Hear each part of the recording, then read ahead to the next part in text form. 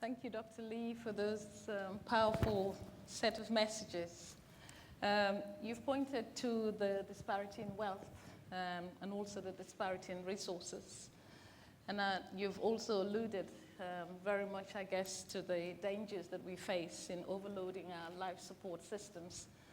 And then you've talked about the necessity for transformation, and you've given us those three very clear conditions. Mainly that a healthy planet is also synonymous with our very own survival. And you've talked about what we mean in terms of limited consumption and unlimited consumption. In other words, how do we arrive at a certain balance? I think it's very interesting that you pose this very important question on what is development and looking at the different shades of development. And that development, the meaning of development would change depending on where you stand on the development ladder and where you are in the different parts of the world. Also very interesting, I guess, when you talk about the aspect of resource availability and also about how we balance population growth versus our consumption. But I really like that element of the notion of justice and rights, because essentially that's what it's about. It's about our collective security, human security. Your final message about taking an alternative pathway, I think, is also a message that we've all heard. The necessity for the developing world to go about it in a very different way, and a pathway of shared prosperity. I guess one of the things that we could all say is that climate change in itself is a symptom of that climate change in itself is the first indicator of unsustainable development. And it's precisely for all the reasons that you've mentioned, that we have to find a way to ensure that the transformation that we seek is a transformation that we can actually put in place, both at the human level, organizational level, and societal level. I know that I'm the one that is kind of between you and lunch, and the professor has given us some very powerful messages, but I probably would just open it up for maybe one or two very quick questions to Dr. Lee. Yes, sir. Dr. Lee, it's an honor being here. Just one very quick question. Could you perhaps just wait for the microphone? Thank you. Thank you very much. Dr. Lee, it's an honor posing this question to you. You touched upon, you mentioned a sentence, to put a limit on consumption growth. How do you change human behavior in order to put a limit on consumption growth? Thank you very much. Thank you. We'll take another question there. Honorable Minister. Thank you very much. This was a very stimulating discussion. And it leaves in my mind so many questions unanswered. First one, the basic definition of human needs. The economics would say human needs are insatiable. The moment you satisfy one need, a new one emerges. And your example you have brought is quite dramatic. A guy in California, when you ask, what is your need, he said, a car. If you ask someone in our continent, African continent, maybe he might say, boy, a bicycle, but that one is a rich one. Water is a need. And the moment the guy gets water, that one is no longer important.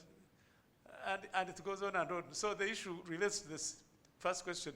How do you change this basic principle of inherent, you satisfy one need, another one emerges? Second, from colonial history to the present, the issue of inequality has been with us. And how do we limit this global inequality, which in the absence of no global government, you have no global government. Everybody's for himself. How do we do this? Your questions are, they stimulate more debate. I don't know. That's the way I feel right now. I don't know what you take out of this. What is your take? Thank Yes. I do agree. Without global institution, we're not going to likely to find a solution very soon.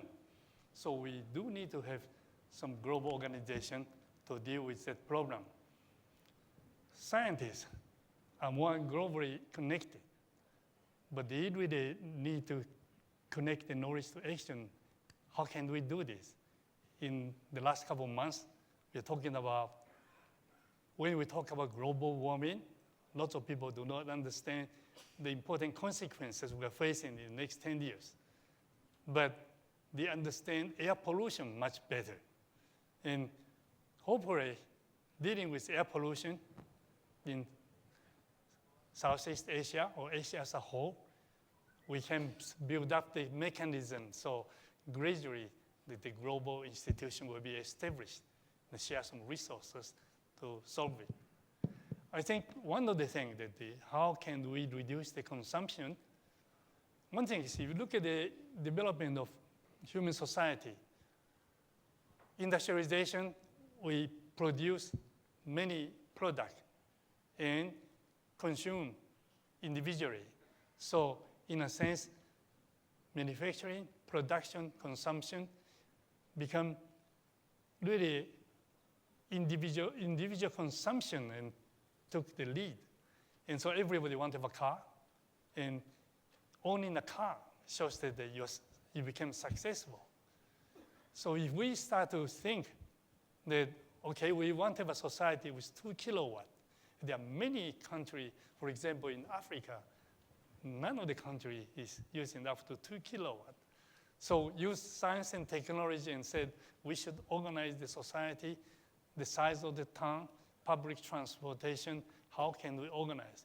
If we always look at the Hollywood movie and Hollywood dream is in your mind, then you keep on moving in the wrong direction, then one could never reduce the consumption. And as I mentioned, when I grew up, I consumed almost nothing. Then to the United States, consume a lot of things. Then go back to Taiwan and find out that the so-called newly industrialized country is consuming too much. And yet they are saying, we want to catch up with the United States. So that certainly has something to do with our value judgment. And social scientists has to get involved. What kind of society we should organize and what is the meaning of good life. Thank you. Thank you. This has been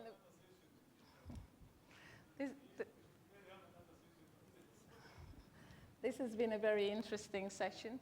I think we can safely say that we have now earned the license and the rights to consume something else, which is food that would hopefully sustain us for the rest of the day.